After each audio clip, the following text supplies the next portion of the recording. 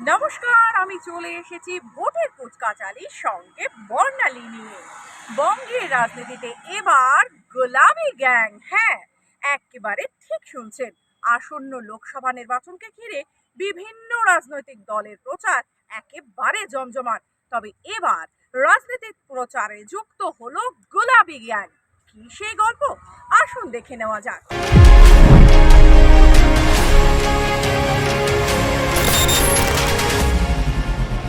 Cycle टूट गए हाथी लटकेगा, अरे कमल गए मुरझाए भैया कांग्रेस की।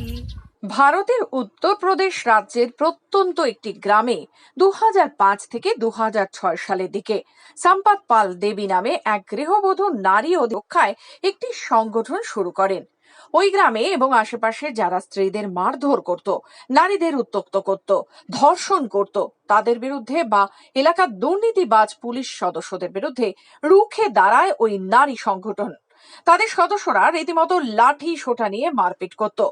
বর্তমানে গোলাপি গ্যাং নামে ওই সংগঠন দেশের বহু জায়গায় ছড়িয়ে পড়েছে, যাদের সদস্যরা মূলত গৃহবধূ, পরনে থাকে গোলাপি রঙের শাড়ি, হাতে লাঠি।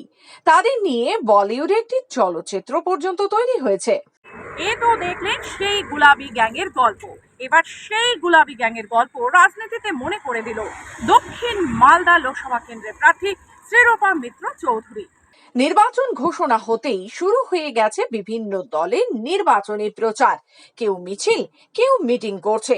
এর মধ্যে বেশ কিছুটা ব্যতিক্রমী দক্ষিণ মালদা লোকসভা কেন্দ্রের প্রার্থী শ্রীরূপা মিত্র চৌধুরী। জেলার মানুষ যাকে নির্ভয়াদি বলে চেনে। ইংরেজ বাজারের এই বিজেপি বিধায়ককে এবার দক্ষিণ মালদা কেন্দ্রে প্রার্থী করেছে বিজেপি।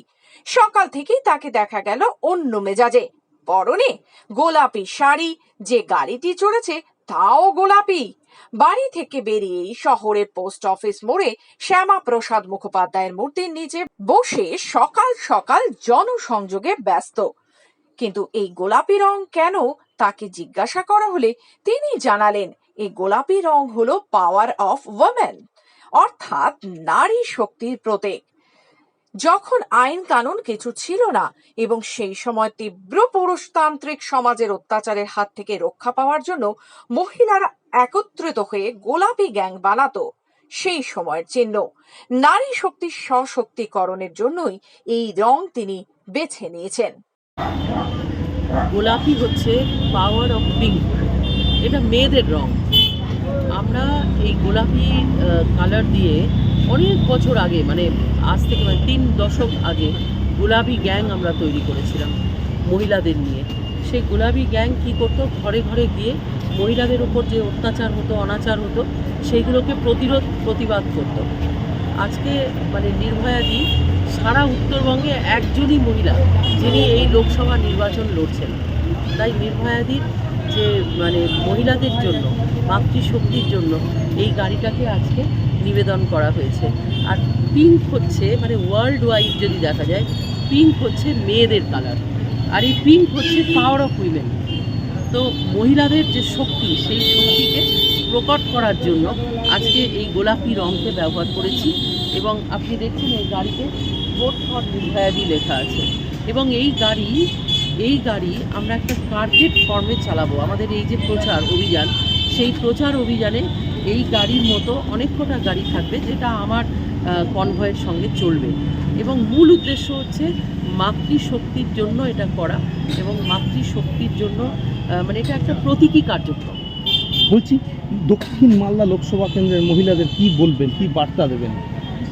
নির্ভয়ে চলুন, নির্ভয়ে কথা বলুন। আমাদের পশ্চিমবাংলায় তথা মালদাতেও মহিলাদের কিন্তু নির্ভয়ে চলার জন্য কোনো স্কোপ নেই। আমরা আছি আমাদের স্বাধীন দেশেই, নিজেদের জেলায়, নিজেদের রাজ্যে, কিন্তু এখানে মহিলাদের স্বাধীনতা নেই। আর মহিলাদের স্বাধীনতা তখনই হয় যখন মেয়েরা ফ্রিলি ঘুরতে পারবে, সুরক্ষিত বোধ করবে। এখানে মহিলারা সুরক্ষিত বোধ করেন না। কথায় কথায় এখানে গ্যাংরেপ, কথায় কথায় মহিলাদের উপর অত্যাচার। সেদিনকে একটি মহিলার মাথা কেটে ফেলে দেওয়া হলো।